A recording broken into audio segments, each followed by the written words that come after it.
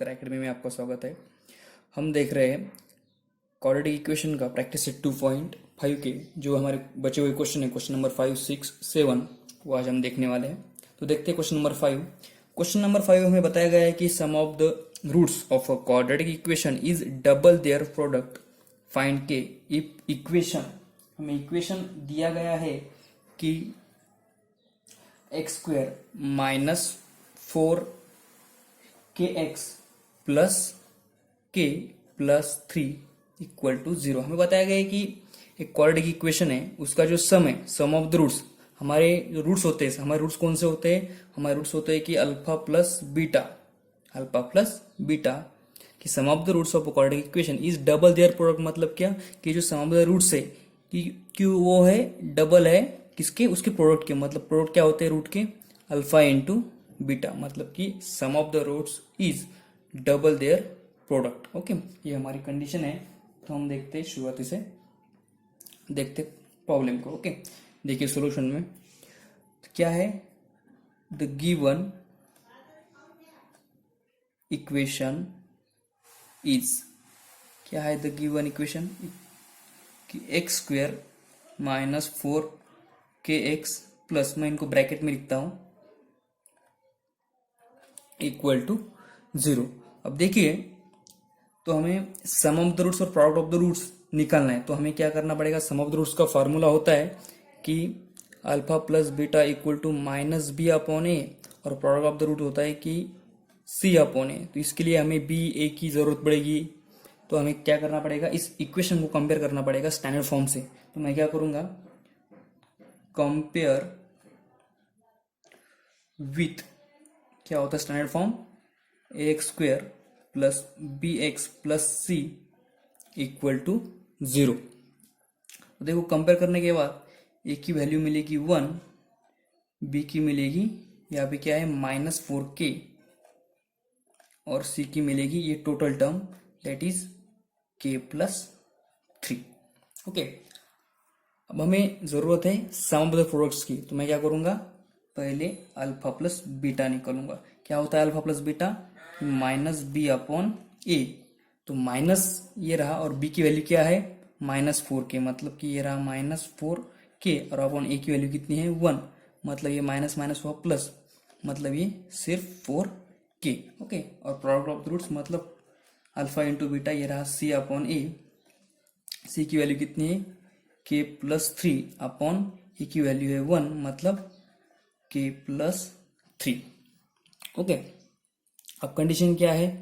Condition है, अब मैं कंडीशन पुट करता हूँ कि alpha plus beta equal to double their product. मतलब कि क्या? कि अकॉर्डिंग टू कंडीशन, या फिर गिवन कंडीशन। क्या है कंडीशन? कि सम ऑफ द रूट से जो है, जो कैसे डबल है प्रोडक्ट के। मतलब कि क्या? Alpha plus beta equal to 2 times of alpha into beta. तो अल्फा प्लस बीटा कितना है अपना? 4k equal to 2 times alpha into beta कितना है? k plus 3। तो ये देखिए 4k, 2 से मैं ब्रैकेट में मल्टीप्लाई करता हूँ, 2 इंटू के, ये आ गया 2k प्लस 2 इंटू 3, ये आ गया 6। अब देखिए कि जो 4k इक्वल टू, ये 4k मैं क्या करता हूँ, ये जो ट्वाइस के, इसको मैं लेफ्ट हैंड साइड को लाऊंगा। तो ये क्या हो जाएगा? 4k minus twice K equal to 6। 4k में से ट्वाइस के गए, कितने बच्चे? Twice K equal to 6। Therefore k equal to, ये 2 और k का जो रिलेशन है वो कैसा है? मल्टीप्लीकेशन का। तो ये 2 कहाँ पे जाएगा? 6 के डिवाइड हो जाएगा। तो 6 डिवाइड बाई 2, मतलब k की वैल्यू कितनी आ गई? 2 1 जा 2, 2 3 जा 6, मतलब k की वैल्यू आ गई 3। ये रहा अपना क्वेश्चन, बहुत इजी क्वेश्चन था। अब देखते हैं क्वेश्चन नंबर 6 को। तो हमारा क्वेश्चन नंबर 6 से देखते हैं सॉल्यूशन में कि द गिवन इक्वेशन इज, क्या है द गिवन इक्वेशन? कि y² minus 2y minus 7 equal to 0। Compare करना पड़ेगा इसको,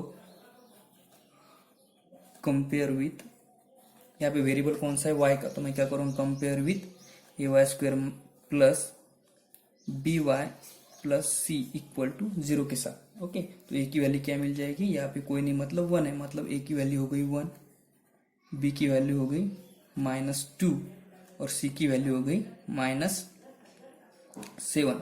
तो यहाँ पे अल्फा प्लस बीटा दिया है, मतलब alpha square plus beta square, तो हमें सम ऑफ द रूट्स की जरूरत पड़ेगी और प्रोडक्ट ऑफ द रूट की जरूरत पड़ेगी। तो मैं क्या करता हूँ, मैं इनको पहले से ही निकाल देता हूँ। तो alpha plus beta equal to का फार्मूला क्या होता है, -b/a। तो माइनस बी की वैल्यू क्या है -2, तो ये रहा -2/a की वैल्यू है 1, तो ये रहा माइनस माइनस ए हुआ प्लस, और 2/1 इज 2, और ये अल्फा इंटू बीटा क्या है c/a, तो c की वैल्यू कितनी है -7/a की वैल्यू 1, मतलब -7। ओके, तो हमें निकालना है कि a square plus alpha square plus beta square. Okay, तो हमें तो डायरेक्टली मिलेंगे नहीं, तो हमको इनको लाना पड़ेगा। तो हमें एक फार्मूला पता है कि वी नो दैट, कौन सा, कि अल्फा प्लस बीटा का whole square equal to alpha square plus beta square plus 2 times alpha beta का। ओके, अगर मैं alpha square plus beta square को इस साइड पे रखूँ और इस 2 टाइम्स अल्फा बीटा को इस साइड में लेके जाऊँ, तो हम इसकी वैल्यू निकाल सकते हैं, जो कि हमें निकालना है। तो मैं क्या करूँगा अब, तो मैं alpha square plus beta square को एक साइड में रखूँगा, और ये जो है ये क्या हो जाएगा, अल्फा प्लस बीटा का होल स्क्वायर, ये होगा यहाँ पे आने के बाद -2 टाइम्स अल्फा बीटा। ओके, तो देखते हैं अब, alpha square plus beta square equal to, alpha plus beta की वैल्यू ऑलरेडी हमने निकाल ली है, वो है 2, मतलब अल्फा प्लस बीटा का होल स्क्वायर मतलब 2 का स्क्वायर माइनस में 2 टाइम्स अल्फा बीटा, मतलब अल्फा बीटा मतलब ये प्रोडक्ट ऑफ द रूट कितना है -7, मतलब ये कहा -7, मतलब कि 2 का स्क्वायर होता है 4 माइनस में, और ये माइनस माइनस हो गया प्लस, और 2 × 7 ये होगा 14, मतलब 4 + 14 ये हो गया 18। देखो हमने वैल्यू निकाल ली है कि alpha square plus beta square कितना आ गया है, 18 आ गया है। अब देखते हैं हम उस क्वेश्चन नंबर 6 का सेकंड क्वेश्चन, कि alpha cube plus beta cube वाला।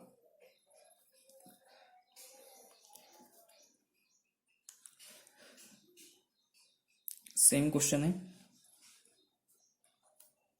यहाँ तक तो प्रॉब्लम सेम रहेगा। तो हमें निकालना है alpha cube plus beta cube, उसको भी ऐसे ही लाना पड़ेगा। तो हमें एक फार्मूला पता है, यहाँ पे तो कंटिन्यू प्रॉब्लम रहेगा। तो देखिए सेकंड में, तो फार्मूला रहता है कि अल्फा प्लस बीटा का whole cube equal to alpha cube plus beta cube plus 3 times alpha beta in bracket alpha plus beta, ये फार्मूला होता है। इस फार्मूले को क्या करना है, इस फार्मूले को अगर मैं इस साइड में alpha cube plus beta cube को रखूँ और इस साइड को उधर यहाँ पे लेके जाऊँ, तो हम इसको निकाल सकते हैं। तो देखिए अब ये रहा अपना alpha cube plus beta cube. Okay, और मैं टोटल क्या करूँगा, लेफ्ट साइड को लेके जाऊंगा, मतलब ये रहेगा अल्फा प्लस बीटा का क्यूब, और यही होगा माइनस, मतलब -3 times alpha beta in bracket alpha plus beta. Okay, तो वैल्यू पुट करते हैं। अल्फा प्लस बीटा क्या है अपने पास, अल्फा प्लस बीटा है 2, मतलब 2 का cube -3 times alpha into beta क्या दिया गया है, अल्फा इंटू बीटा है अपने पास -7, मतलब कि ये रहा -7, और अल्फा बीटा कितना है 2 है इंटू 2। ओके, तो यहाँ पे मैं लिखता हूँ कि alpha cube plus beta cube equal to, अब देखिए 2 का क्यूब होता है 8। ओके, और ये माइनस माइनस हो जाएगा प्लस, मतलब कि 7 × 3 ये हो गया 21, और 21 × 2 ये हो गया 42। ओके, मतलब ये वैल्यू आ गई 8 + 42 ये हो गया 50, मतलब alpha cube plus beta cube ये आ गया अपना 50। ओके, ये हो गया क्वेश्चन नंबर 6। अब हम देखते हैं क्वेश्चन नंबर 7 को। तो क्वेश्चन नंबर 7 ये है कि इसमें इसको मैं रफ कर देता हूं। तो क्वेश्चन नंबर 7 है, डायरेक्टली क्वेश्चन लिखता हूं मैं कि 3y² plus KY plus 12 equal to 0। इसमें हमें करना है कि दिया गया है कि the roots of each of the following quadratic equation are real and equal, तो फाइंड करना है के को। मतलब कि क्या दिया गया है कि इसकी जो रूट है वो कैसे है, रियल एंड इक्वल है। अब देखिए हमें पता है कि अगर रूट रियल एंड इक्वल कब होते हैं कि b² माइनस 4ac की वैल्यू अगर 0 हो तो रूट कैसे रहते हैं, रियल एंड इक्वल। इसका मतलब कि क्या कि इसकी जो b² माइनस 4ac की वैल्यू है वो कितनी है, 0 है। ओके, तो देखते हैं क्वेश्चन को सॉल्यूशन में। द गिवन इक्वेशन इज, क्या है द गिवन इक्वेशन कि 3y² plus KY plus 12 equal to 0। Compare करेंगे, कंपेयर विथ, यहाँ पे वेरिएबल y है तो ay² plus KY plus 12 equal to 0। तो यहाँ पे हमें a की वैल्यू मिल जाएगी 3, b की वैल्यू मिल जाएगी k और c की वैल्यू मिल जाएगी 12। ओके, तो उन्होंने बताया है कि जो क्वाड्रेटिक इक्वेशन के रूट्स है वो रियल एंड इक्वल है। मतलब कि क्या कि जो b² माइनस 4ac की वैल्यू कैसी है, 0 है।